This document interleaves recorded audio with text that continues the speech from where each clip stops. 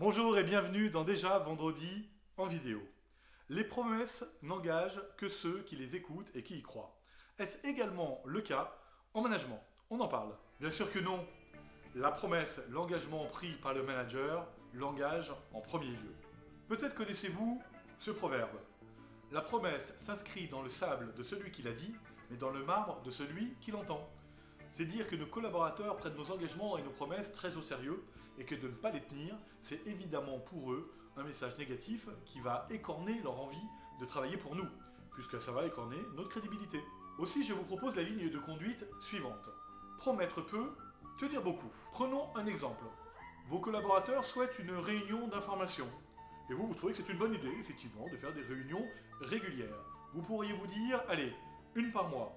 Sauf que une par mois, c'est 12 dans l'année dans la tête des collaborateurs. Quelle est généralement la réalité?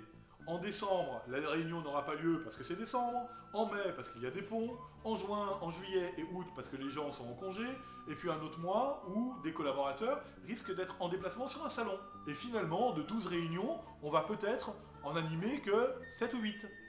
Alors moi je vous invite plutôt qu'en proposer 12 et en animer 8, proposer 6 et animer éventuellement 7 ou 8. La déception vient toujours de l'écart entre la promesse et la réalité, mais jamais de la réalité si elle est conforme à la promesse.